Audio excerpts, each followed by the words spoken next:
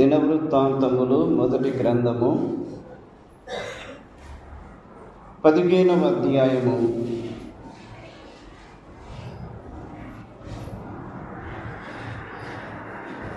మొదటి 2 వచనాలు నేను చదువుతాను.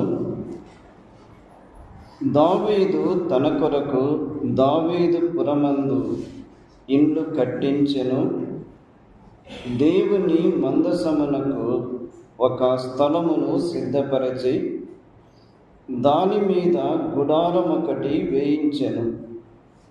మందసమును ఎత్తుటకును నిత్యము తనకు సేవ చేయుటకును యెహోవా లేవీయులను ఏర్పరచుకొనెనని చెప్పి వారు తప్ప మరి ఎవరును దేవుని మందసమును ఎత్తకూడదని దావీదు ఆజ్ఞ ఇచ్చెను.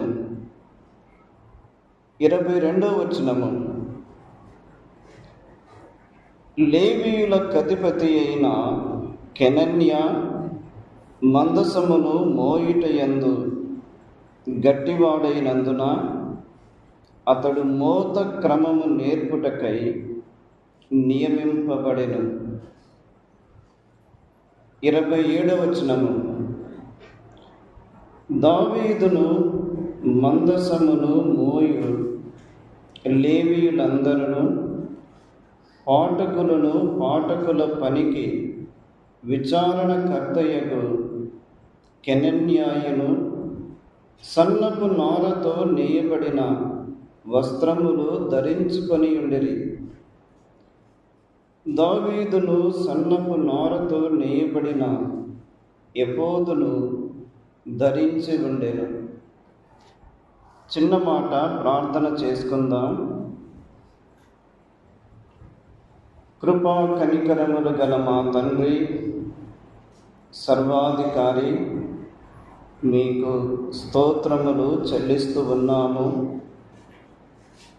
ప్రభు దినమందు ఉదయకాలము మీ సన్నిధిలో మీ బల్ల యొద్ద ఒలీవ మొక్కల వలె మేము చేరి ఆరాధించడానికి, స్తుతించడానికి మాకిచ్చిన భాగ్యమును బట్టి స్తోత్రములు చెల్లిస్తూ ఉన్నాము. ఈ సాయంకాలము నైనా మీ సన్నిధిలో మీ పాదముల చెంతకు మేము చేరి వచ్చి మీ నామమును కీర్తించుటకు మీరిచ్చిన కృపను బట్టి స్తోత్రములు చెల్లిస్తూ ఉన్నాము. కొద్ది నిమిషాలు మీ వాక్యము కొరకై మేము కనిపెట్టుకొని ఉండగా మీ వాక్యము ద్వారా మాతో మీరు మాట్లాడమని, మమ్మును దర్శించమని ప్రార్థన చేస్తూ ఉన్నాము. స్థానిక సంఘములో జరిగించబడుతున్న పరిచర్యను, సంఘమునకు వెలుపల జరుగుతున్న పరిచర్యను మీరు దీవించండి, ఆశీర్వదించండి. నైనా మీ సేవకుని కుటుంబాన్ని బలపరచండి. బాధ్యత కలిగిన పెద్దలను, పరిచారకులను, వారి కుటుంబాలను, వారికి అప్పగించబడిన పనిని కూడా మీరు దీవించమని, నిలువబడిన వాడు బలహీనుడు కనికరించమని యేసు క్రీస్తు ప్రభు నామమున స్తోత్రములు చెల్లించి వేడుకొనుచున్నాము తండ్రి. ఆమేన్. ప్రభువునందు ప్రియులారా, దినవృత్తాంతములు మొదటి గ్రంథము 15వ అధ్యాయములో మనము కొన్ని వచనాలు చదువుకున్నాము. ఈ అధ్యాయములో దావీదు దేవుని మందసమును తీసుకొని వస్తున్నాడు. దేవుని మందసమును ఒక క్రమమైన పద్ధతిలో తీసుకొని వస్తున్నాడు. ఆ దేవుని మందసమును తీసుకొని వచ్చుచున్న ఆ క్రమములో ఎవరెవరు ఎక్కడ ఉండాలి, ఎవరు ఏమి చేయాలి, ఎవరు ఎటువంటి బాధ్యతలు కలిగి ఉండాలో వాటిని దావీదు ఈ అధ్యాయములో స్పష్టముగా తెలియపరిచాడు. దావీదు దేవుని మందసమును తీసుకొని వచ్చుట, దేవుని మందసము కొరకు ఒక స్థలమును సిద్ధపరిచాడు. అక్కడ ఒక గుడారము ఏర్పాటు చేశాడు. దేవుని మందసమును తీసుకొని వచ్చుచున్న ఆ క్రమములో మందసమును ఎవరు ఎత్తాలి, మందసము దగ్గర ఎవరు సేవ చేయాలి, మందసము దగ్గర ఎవరు నిలిచి ఉండాలి, దావీదు ప్రత్యేకముగా స్పష్టముగా జ్ఞాపకము చేశాడు. ఎవరు? దేవుని మందసము దగ్గర ఉండవలసింది లేవీయులు. యెహోవా లేవీయులను ఏర్పరచుకొనెను. నిత్యము తనకు సేవ చేయుటకు యెహోవా లేవీయులను ఏర్పరచుకొనెను అని దావీదు గుర్తించి దేవుని మందసము దగ్గర లేవీయులు ఉండాలి అని ఆజ్ఞ ఇచ్చాడు.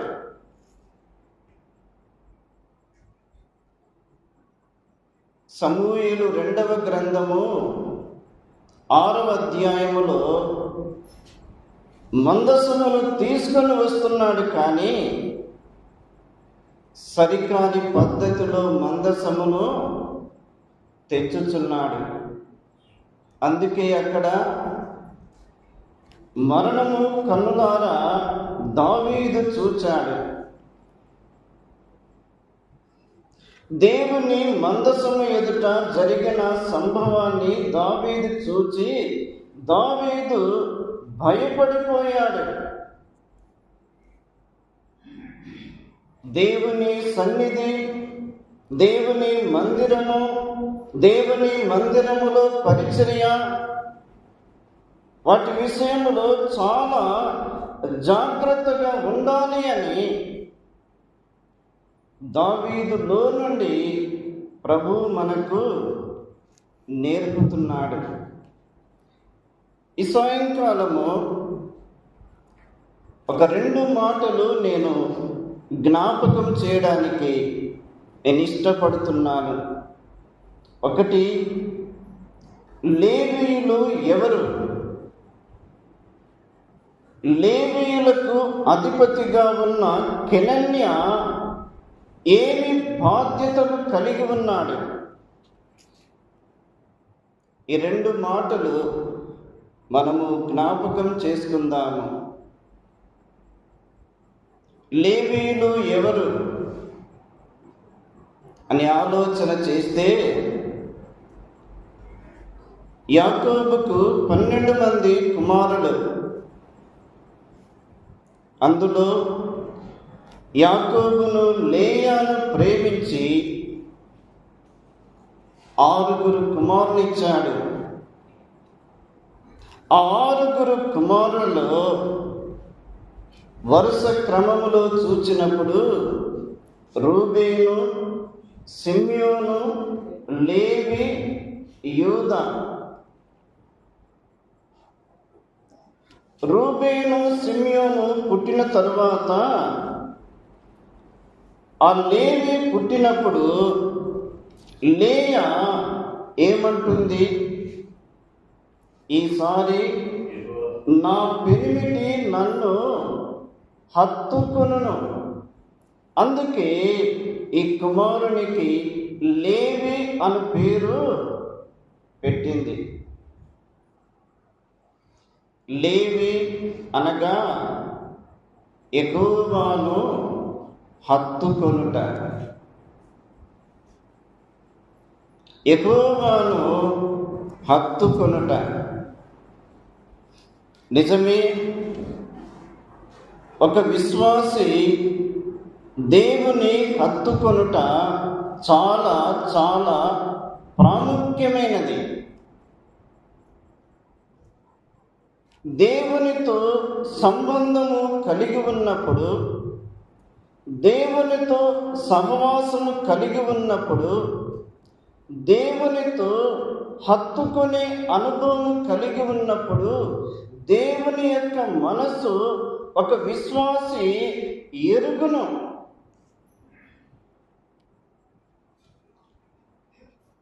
ఉదాహరణకు ఆదికాండము 2వ అధ్యాయములో వివాహ సందర్భములో ఒక మాట జ్ఞాపకం చేస్తారు. ఏమిటి? పురుషుడు తన తండ్రిని తన తల్లిని విడిచి తన భార్యను హత్తుకొనును. పురుషుడు భార్యను హత్తుకొనుట. పురుషుడు తండ్రిని విడిచి తల్లిని విడిచి అంటే తండ్రిని తల్లిని పూర్తిగా వేరు చేయట కాదు, వారి పట్ల బాధ్యతలు నెరవేర్చాలి. కానీ ఈ పురుషుని యొక్క జీవితంలోనికి స్త్రీ రావడము, ఈ స్త్రీ జీవితంలోనికి పురుషుడు రావడము, ఈ పురుషుడు ఈ స్త్రీని హత్తుకొని ఉండుట. ఇక్కడే క్రీస్తుకు సంఘానికి ఉన్న సంబంధము. యేసు క్రీస్తు ప్రభు సంఘమును ప్రేమించాడు, సంఘమును హత్తుకొనుచున్నాడు. పాత నిబంధనలో ఇశ్రాయేలును ఐగుప్తు దేశములో నుండి వెలుపలికి తీసుకొని వచ్చిన నాటి నుండి వారు పలు పర్యాయములు దేవునికి వ్యతిరేకముగా ప్రవర్తించినను దేవుడు ఇశ్రాయేలును మాత్రము ఎక్కడ కూడా విడిచిపెట్టలేదు. ఒక మాట జ్ఞాపకం చేసుకుందాం. యెషయా గ్రంథము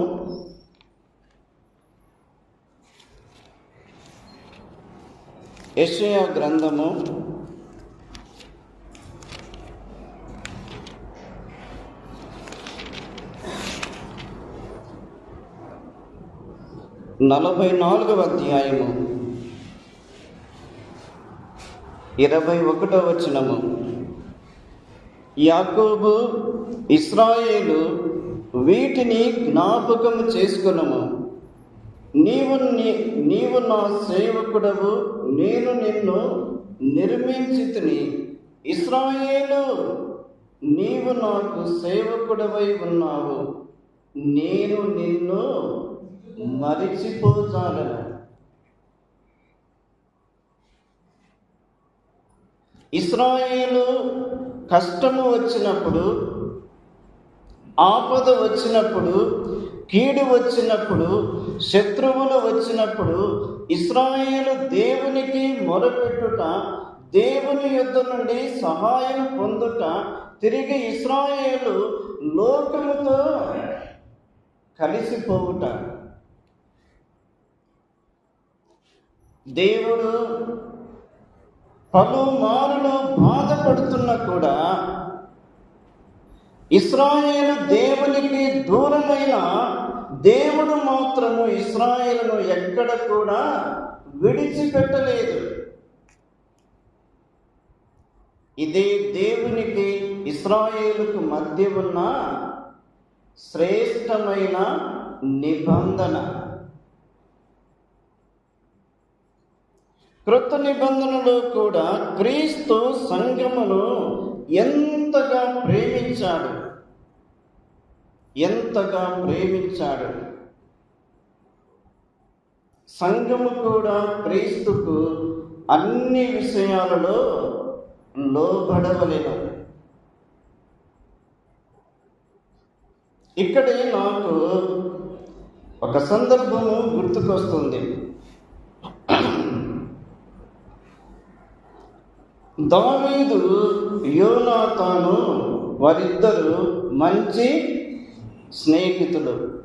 మంచి స్నేహితులు అనే దానికంటే ప్రాణ స్నేహితులు. ఎంత ప్రాణ స్నేహితులు అంటే దావీదు హృదయము యోనాతాను హృదయముతో కలిసిపోయెను. వారు ఒకరికి ఒకరు విడువలేనంత బంధము ఉన్నది. యోనాతాను ఎవరు? శత్రువైన సౌలు కుమారుడు. దావీదు ఎవరు? యెష్షై కుటుంబములోని యెష్షై కుమారుడు. కానీ దావీదు, యోనాతాను వారు ప్రాణ స్నేహితులు. ఒక సందర్భములో దావీదు యోనాతానుతో సంభాషణ చేస్తున్నప్పుడు యోనాతాను దావీదుతో ప్రమాణము చేయించుకున్నాడు. నేను మరణించిన తరువాత నా కుటుంబం మీద నీవు దయ చూపవలెను. యోనాతాను మరణించిన తరువాత దావీదు యూదా వారి మీద, ఇశ్రాయేలు వారి మీద రాజుగా పట్టాభిషేకము చేయబడినప్పుడు 2వ సమూయేలు గ్రంథము 9వ అధ్యాయములో సౌలు కుటుంబములో ఎవడైనా మిగిలి ఉన్నాడా అంటే ఎవరున్నారు? యోనాతాను కుమారుడు. దావీదు మరచిపోలేదు. దావీదు యోనాతాను యొక్క స్నేహం అలాగే ఉంది. యోనాతాను దావీదు చేత చేయించుకున్న ప్రమాణము దావీదు మరచిపోలేదు. ఇదే ప్రియులారా హత్తుకునే అనుభవము. కీర్తనల గ్రంథము 119వ కీర్తన.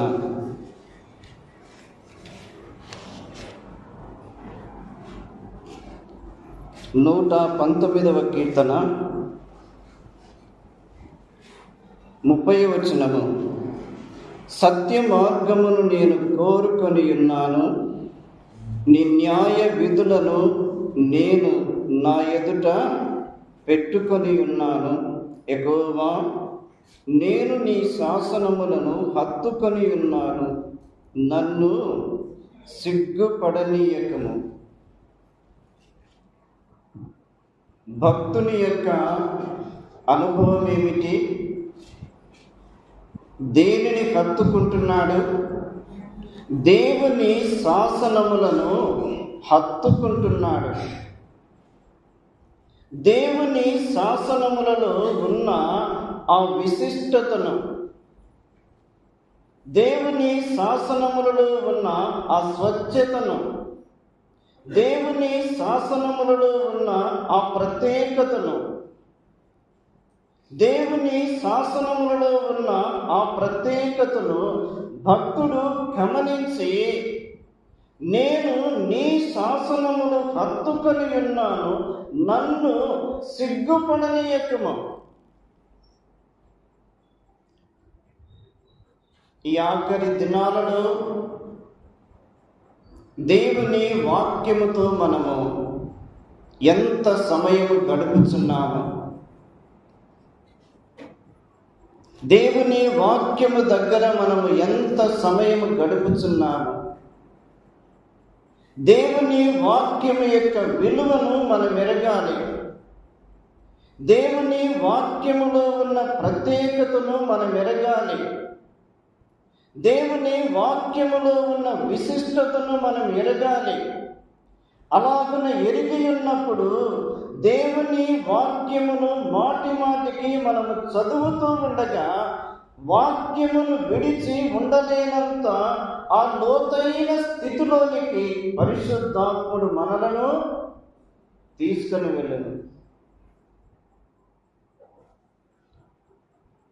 అక్కడే చూడండి 43వ వచనము, నా నోట నుండి సత్యవాక్యమును ఏమాత్రమును తీసివేయకము, నీ న్యాయ విధుల మీద నా ఆశ నిలిపి ఉన్నాను.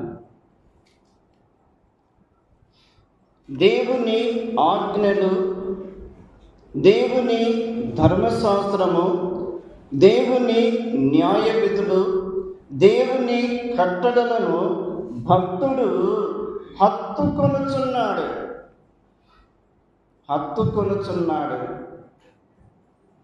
ఆ వాక్యము నా హృదయములో ఉండాలి.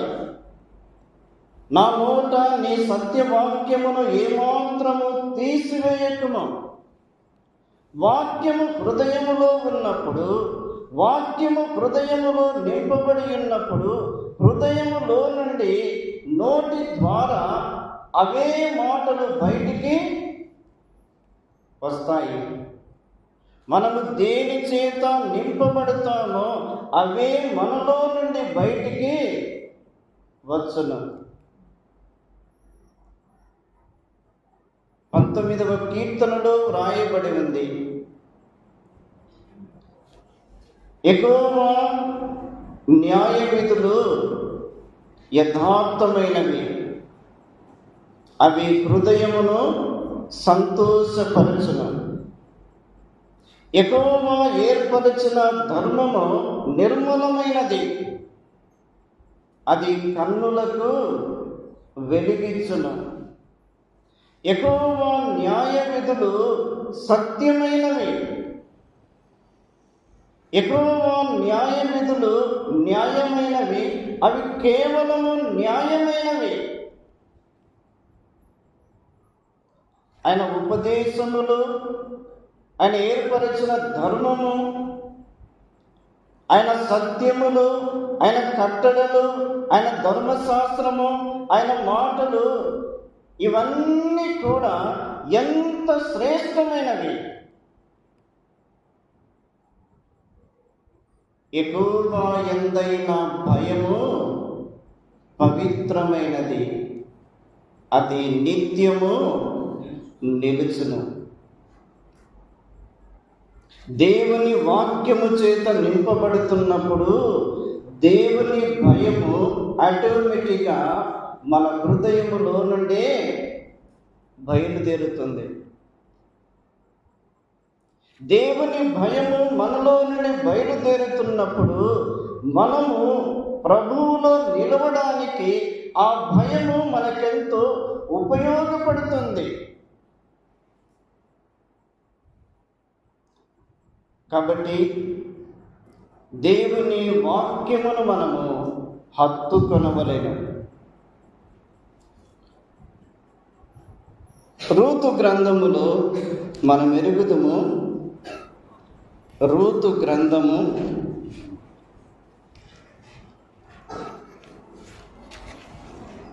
1వ అధ్యాయము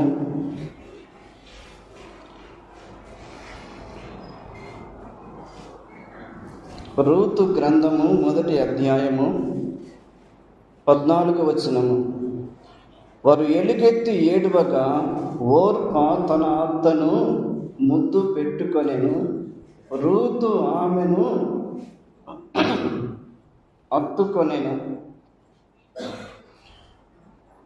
ఓర్పా రూతు నయోమి వెంబడి మోయాబు దేశము నుండి బయలుదేరి వచ్చుచున్నారు. మార్గ మధ్యములో ఓర్పా తన అత్తను ముద్దు పెట్టుకొని వెనుకకు వెళ్ళిపోయింది.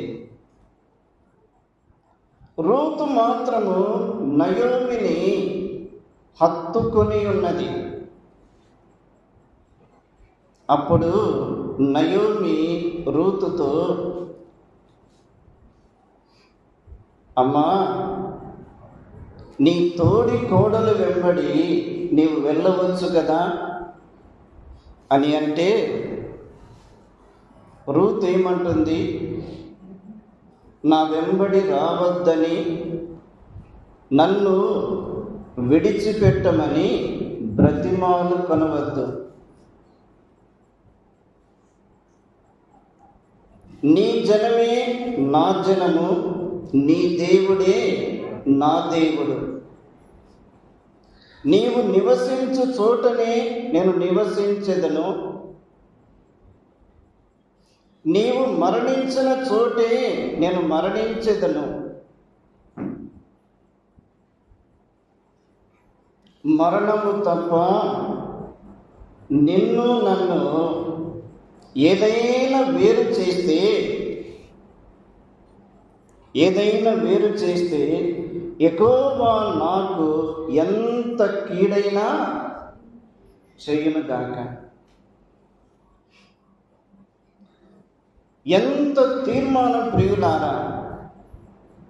మోయాబు దేశము నుండి బెత్లెహేముకు ప్రయాణమై వెళుతున్న ఆ నయోమిని విడిచిపెట్టుటలేదు.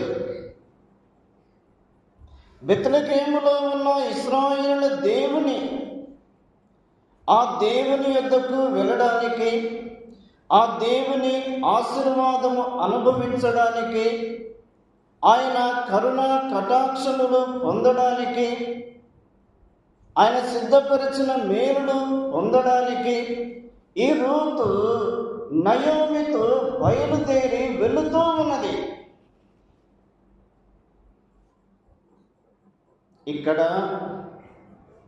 రూతు ఒక విశ్వాసికి, విశ్వాసురాలికి గుర్తు.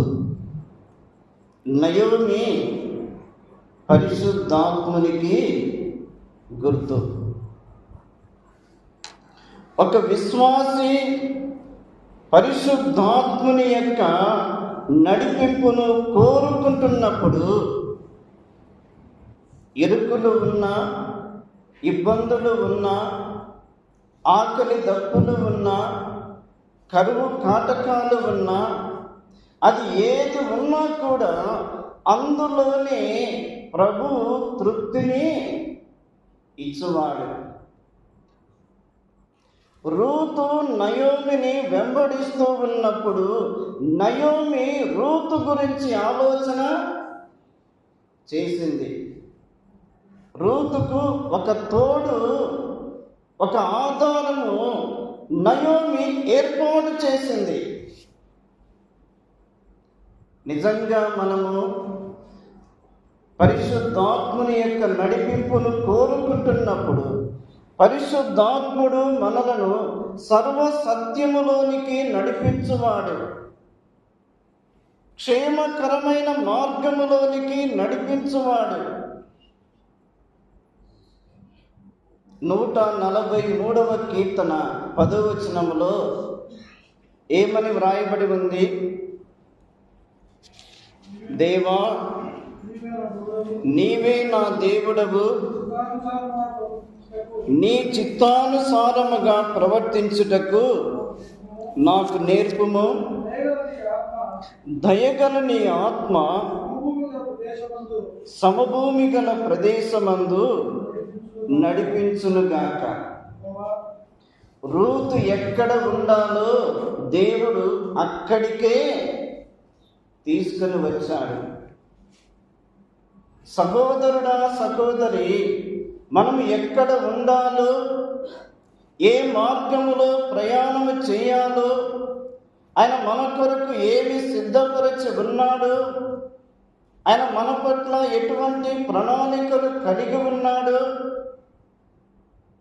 వాటన్నిటినీ పరిశుద్ధాత్ముడు మనకు చూపించువాడు, నేర్పించువాడు, నడిపించువాడు, బలపరచువాడు. అయితే మన దృష్టి ఆత్మ నడిపింపును కోరుకోవాలి. రూతు నయోమిని హత్తుకొనుటలో ఫిజికల్ బాండింగ్ ఉంది, స్పిరిచువల్ బాండింగ్ ఉంది. ఆత్మ సంబంధమైన బంధము అది ఎంత లోతైనది అంటే ఆ బంధమే మనలను క్రీస్తు యేసు యొక్క సారూప్యములోనికి మార్చుటకు ఆ బంధము మనకు చాలా ఉపయోగపడుతుంది. ఆ బంధమును డిస్టర్బ్ చేయడానికి సాతానుడు విశ్వ ప్రయత్నాలు చేస్తాడు. ఆత్మీయతలో ఎదగకుండా, ప్రార్థనలో ఎదగకుండా, విశ్వాసములో ఎదగకుండా, భక్తి జీవితములో ఎదగకుండా, పరిచర్యలో ఎదగకుండా ఎన్నో విధాలుగా సాతానుడు ఆటంకాలు కలుగ చేసినప్పటికీ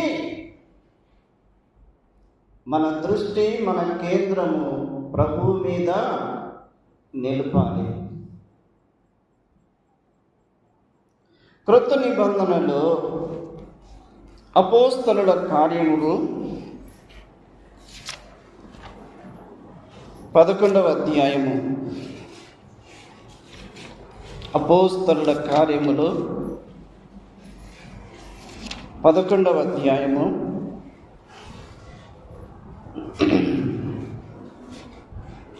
22వ వచనములో వారిని గూర్చిన సమాచారము యెరూషలేములో ఉన్న సంఘపు వారు విని బర్నబాను అంతియొకయ వరకు పంపిరి. అతడు వచ్చి దేవుని కృపను చూచి సంతోషించి ప్రభువును స్థిర హృదయముతో హత్తుకొనవలనని అందరినీ హెచ్చరించెను.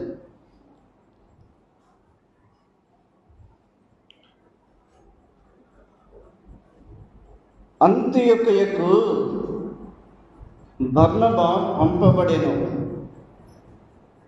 బర్నబా పంపబడినప్పుడు బర్నబా అంతియొకయకు వచ్చి దేవుని కృపను చూచాడు. దేవుని కృపను చూచి సంతోషించాడు. బర్నబాలో 2 ప్రాముఖ్యమైన వరములు ఉన్నవి. ఒకటి ఆదరించువాడు, రెండవది హెచ్చరించువాడు. బర్నబా పౌలును యెరూషలేముకు పరిచయం చేశాడు కదా. బర్నబా పౌలును యెరూషలేము వారికి పరిచయం చేశాడు. బర్నబా పౌలును ప్రోత్సాహపరిచాడు, పురికొల్పాడు. కానీ లేఖనాలలో బర్నబా పౌలు అని లేదు, పౌలు బర్నబా.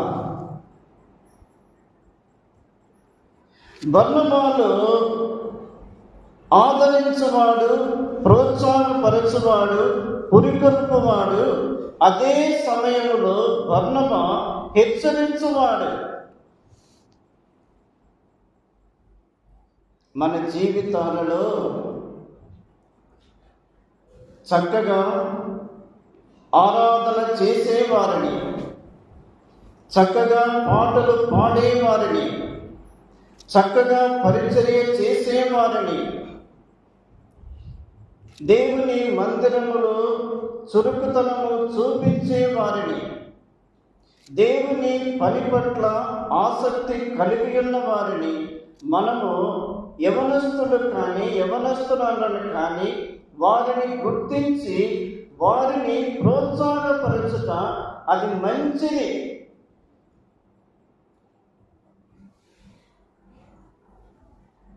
వారిని ప్రోత్సాహపరచుట మంచిది. అదే సమయంలో ఎక్కడైనా ఏదైనా లోపము జరిగితే దానిని చాలా జాగ్రత్తగా, సున్నితముగా, వ్యక్తిగతముగా హెచ్చరించుట మంచిది. ఈ రెండు చాలా జాగ్రత్తగా మనము డీల్ చేసినప్పుడు సంఘములో యవనస్తులు కానీ యవనస్తురాళ్ళు కానీ దేవుని పని పట్ల భారణ కలిగిన వారు కానీ వారు ఇంకా పరిచర్యలో ముందుకు వెళ్ళడానికి మంచి అవకాశముగా ఉంటుంది. బర్నబా అంతియొక్కకు వచ్చాడు, అక్కడ దేవుని కృపను చూచి సంతోషించాడు, అంతటితో ఆగిపోలేదు. మీరింకా ప్రభువును స్థిర హృదయముతో హత్తుకొనవలెను. హెచ్చరిక ఇచ్చాడు. మన జీవితాలలో హత్తుకొనుటలో మనము స్థిరమైన హృదయము కలిగి ఉండాలి.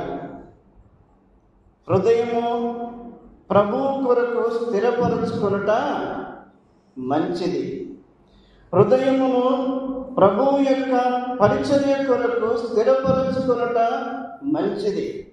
హృదయమును ప్రభువును ప్రేమించుట కొరకు స్థిరపరచుకొనుట మంచిది. కాబట్టి ప్రియులారా,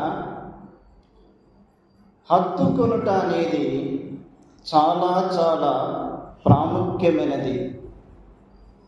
ఇక్కడ ఒక ప్రశ్న మనం వేసుకుందాము. మనము దేవునితో ఎంత మాత్రము హత్తుకొని ఉన్నాము? పైనే ఉన్నామా? మనుషులకు కనబడేటట్టుగా ఉన్నామా? లేక ప్రభువుతో సహవాసము చేయుటలో లీనమైపోయామా?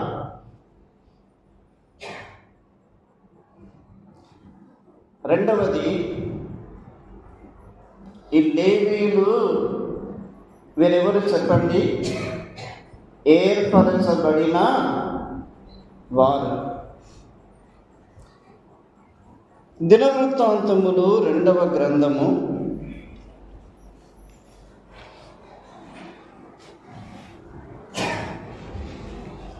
2వ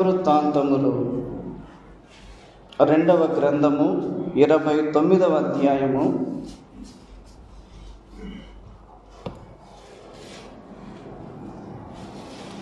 29వ అధ్యాయము 5వ వచనములో, లేవీయులారా నా మాట ఆలకించుడి, ఇప్పుడు మిమ్మును మీరు ప్రతిష్ఠించుకొని.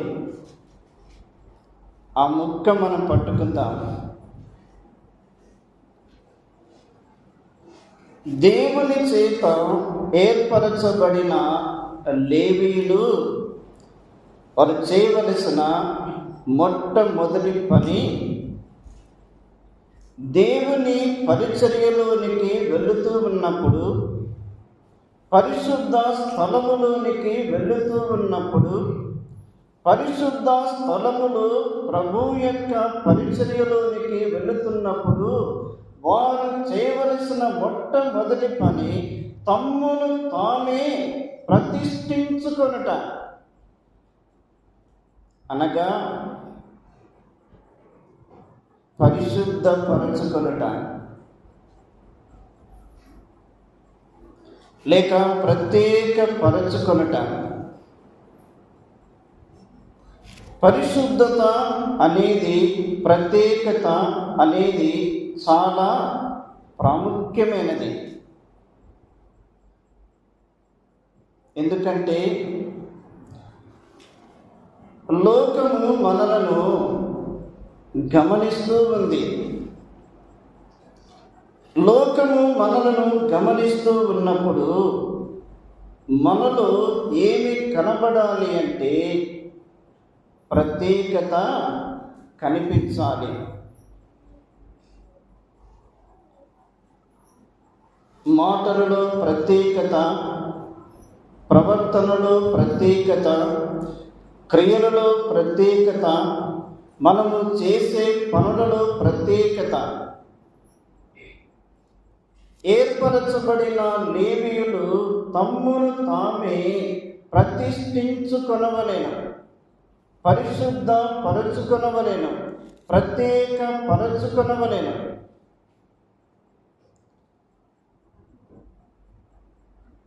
ఇది ఎలా సాధ్యమవుతుంది అంటే సాధ్యమే. ఉదాహరణకు యోసేపు ఐగుప్తు దేశములో ఉన్నాడు.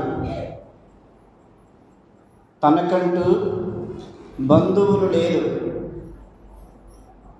తనది కాని దేశములో యోసేపు ఉన్నాడు. ఐగుప్తు దేశములో పోతీఫరును ఒక ఐగుప్తుని ఇంటిలో ఉన్నాడు. అక్కడే యోసేపుకు పెద్ద శోధన ప్రారంభమైంది. ఒకవైపు శోధన, మరి ఒకవైపు పరీక్ష. ఆ రెండింటి మధ్య యోసేపు నిలిచాడు, శోధనను జయించాడు, దేవుని పరీక్షలో గెలిచాడు. ఇంత ఘోరమైన దుష్కార్యము దేవునికి విరోధముగా నేనెట్లు చేయుదును? ఈనాడు యవనస్తులు కానీ యవనస్తురాళ్ళు కానీ దేనికో అడిక్ట్ అయిపోతున్నారు.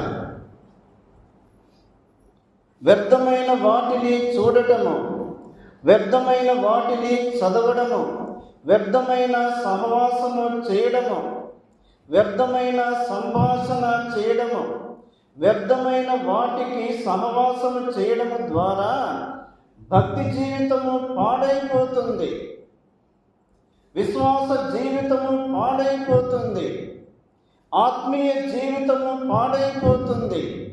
దేవుని మీద ఉన్న దృష్టి లోకము వైపు మరల్చబడుతుంది. అందుకే మనకు సహాయకరముగా దేవుని మందిరమునిచ్చాడు, దేవుని వాక్యమునిచ్చాడు, దేవుని సన్నిధిని ఇచ్చాడు, దేవుని ఆత్మ నడిపింపును ఇస్తున్నాడు. వీటిని మనము ఆధారం చేసుకున్నప్పుడు, వీటి మీద మనం ఆధారపడి ఉన్నప్పుడు ప్రభువు మనకు ప్రతి విషయములో విజయమును ఇచ్చువాడు. సంఖ్యాకాండము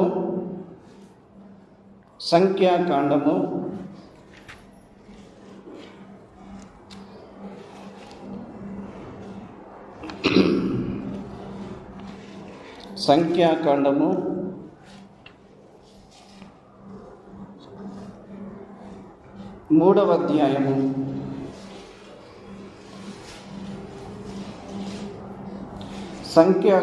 3వ అధ్యాయము 5-6 వచనాలు చూడండి.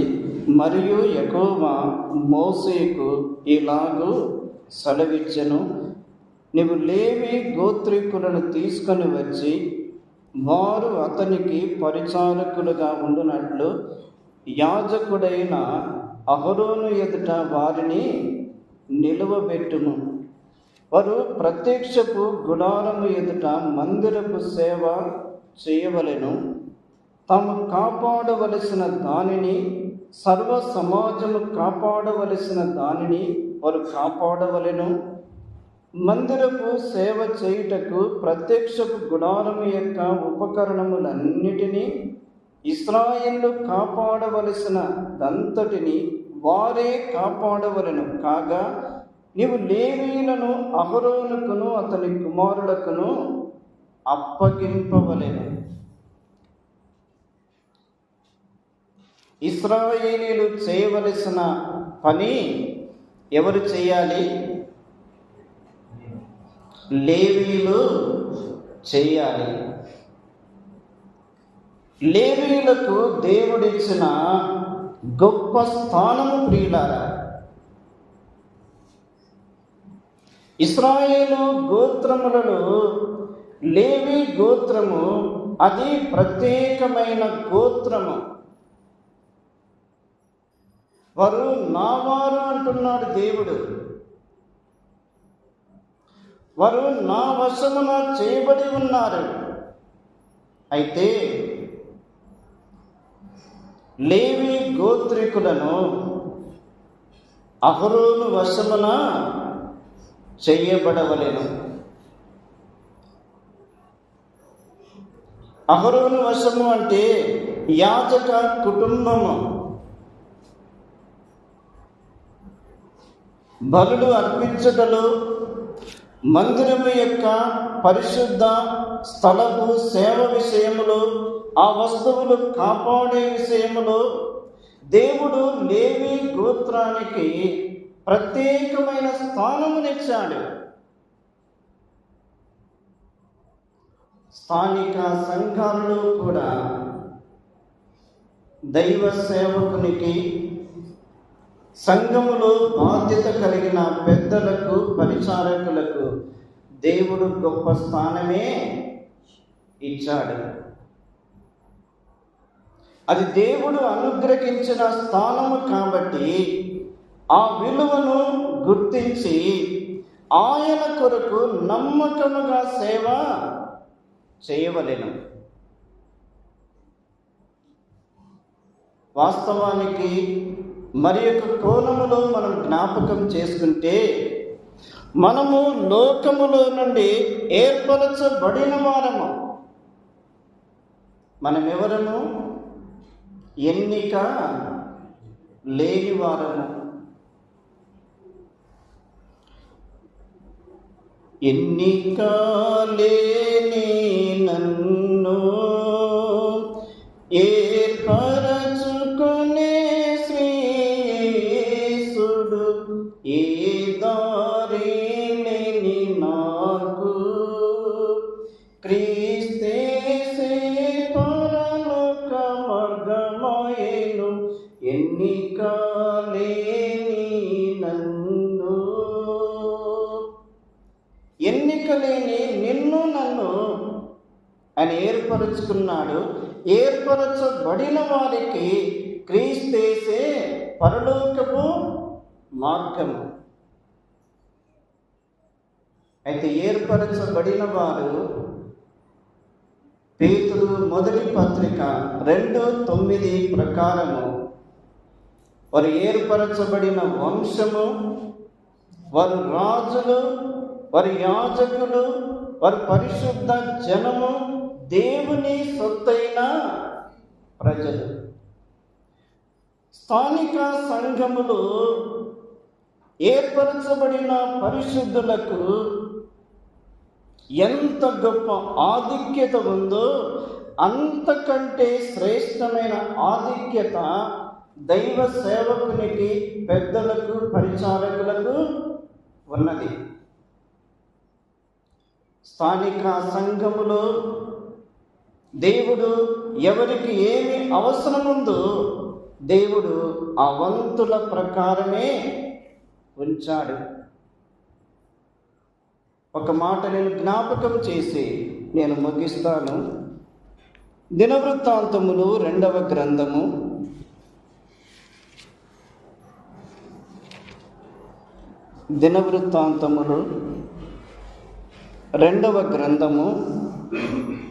29వ అధ్యాయము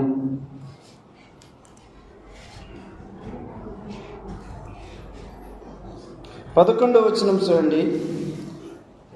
నా కుమారులారా, తనకు పరిచారకులై ఉండి ధూపము వేయుచుండుటకును, తన సన్నిధిని నిలుచుటకును తనకు పరిచర్య చేయుటకును యెహోవా మిమ్మును ఏర్పరచుకొనెను గనుక మీరు అశ్రద్ధ చేయకుడి.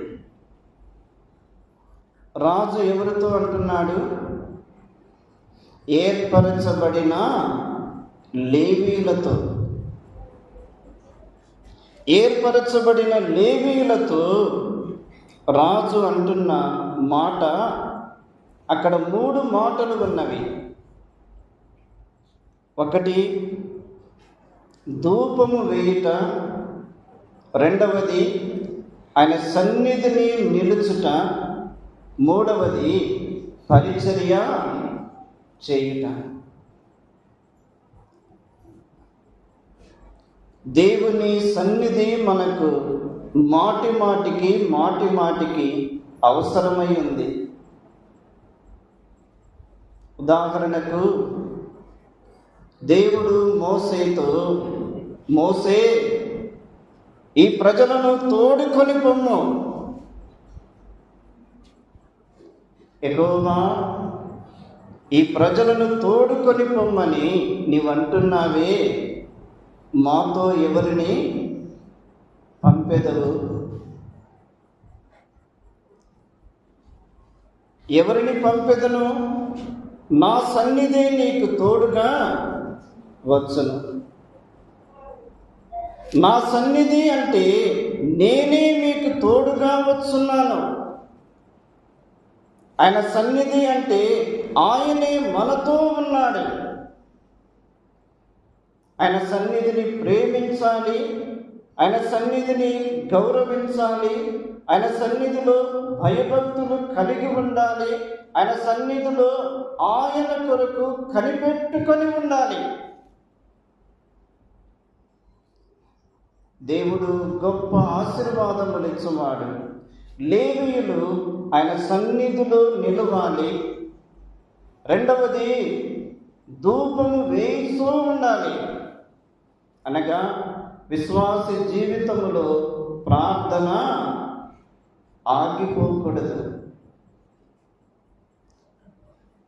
విశ్వాస జీవితంలో ప్రభువు వచ్చే వరకు ప్రార్థన నిరంతర ప్రక్రియగా ఉండాలి. మూడవది పరిచర్య చేయాలి.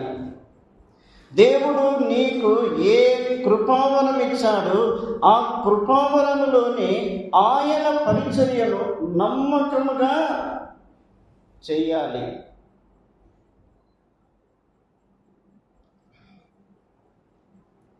నా యొద్ద నివసించినట్లు నమ్మకమైన పరిచారకుల కొరకై నేను కనిపెట్టుకొని ఉన్నాను. కాబట్టి ప్రియులారా,